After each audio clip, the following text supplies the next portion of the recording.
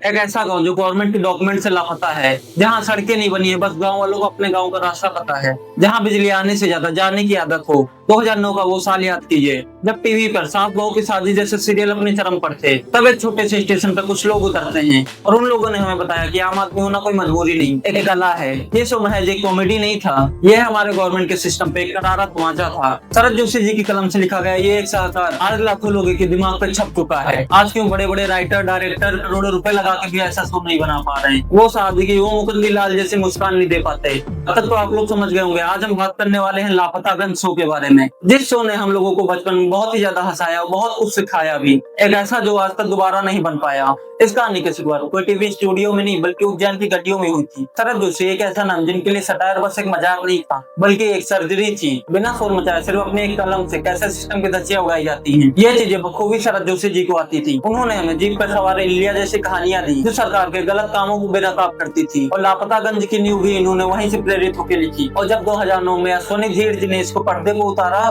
तो उन्होंने सिर्फ कहानियां नहीं लिखी बल्कि जोशी जी का वो विजन लिया जहाँ दुख में भी मुस्कुराहट थी। लापतागंज की सबसे बड़ी ताकत थी रिलेटेबिलिटी। मुकुंदी लाल गुप्ता जी का कैरेक्टर जिसको रोहतास गौंड ने बहुत ही अच्छे से निभाया था। वो पोस्ट मास्टर जो ईमानदारी के बोझ लिए फिरते थे, इंदुमती जो घर संभालते थे, मुकुंदी लाल के आदर्शों को भी। और फिर आते हैं इस शो के वो कैरेक्टर जो इस शो की जान थे, कछुआ चाचा जो सिस्टम के रफ्तार को दिखाते थे, लल्लन जी जिनकी अकड़ में भी मासूमियत थी, मामा जी जिनका अरे भाई डायलॉग आज भी कानों में गूंजता है। हर एपिसोड एक समस्या एक प्रॉब्लम को दर्शाता था, कभी महंगाई, कभी करप्शन, कभी चुनावी वादे। और एपिसोड खत्म होते होते हमको वो यही सिखा जाते थे कि जीना इसी का नाम है। ये शो हमें बहुत हंसाता था और सिस्टम के फेलियर को दिखाता था, और हम लोग इस शो को बहुत ही ज्यादा मिस भी करते हैं। लेकिन ऐसा क्या होगा कि उसके बाद ये आज तक ऐसा कोई शो बना ही नहीं पाए, क्योंकि किसी राइटर और डायरेक्टर में हिम्मत नहीं है ऐसा शो बनाने की। इसी कड़वे सवाल पे बात करेंगे अब हम। आज टीवी को मसालेदार और धमाकेदार चीज चाहिए, हर 2 मिनट में ड्रामा, तेज बैकग्राउंड म्यूजिक लोगों को पसंद आता है। वही ये हॉस्पिटल में घंटियों की आवाज कहाँ से आ रही है? मेरे पति को कुछ मत होने देना माता रानी।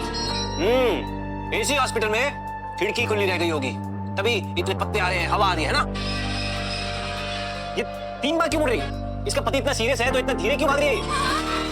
वही लापतागंज एक स्लो बर्न शो था, उसे समझने और देखने के लिए सब्र चाहिए होता था, जो आज के इंटरनेट जनरेशन के अंदर बिल्कुल खत्म हो चुका है। आज के टीवी शोज बस टीआरपी के पीछे भागते हैं, फालतू का क्रेज ड्रामा बस दिखाते हैं। आज के दौर में सिस्टम पे सवाल उठाना बहुत ही मुश्किल हो गया है। लापतागंज बहुत ही अच्छे से सरकार की बाबूशाही को दर्शाता था, उसका मजाक उड़ाता था, लेकिन आज शायद मेकर्स इतना जोखिम नहीं उठाना चाहते कि वो सरकार के खिलाफ बोल सके। आज के सोच में गाँव को या फिर बहुत ही पिछड़ा दिखाया जाता है या बहुत ही ग्लैमरस, जिससे लोग रिलेट ही नहीं कर पाते हैं। लेकिन वही लापतागंज गांव की रियलिटी उसकी असलियत दिखाता था, जहां शाम को चौपाल लगती है, लोग आपस में बैठ के बातें करते हैं, और आज हम लोग टीवी स्क्रीन पर सिर्फ अमीर लोगों की कहानियां देखना चाहते हैं। फिर आता है वो दिन 15 अगस्त 2014, जिस दिन देश में आजादी का जश्न मनाया जा रहा था। उसी के आसपास लापतागंज शो धीरे से गायब हो जाता है। लेकिन क्या यह शो वाकई में खत्म हो गया?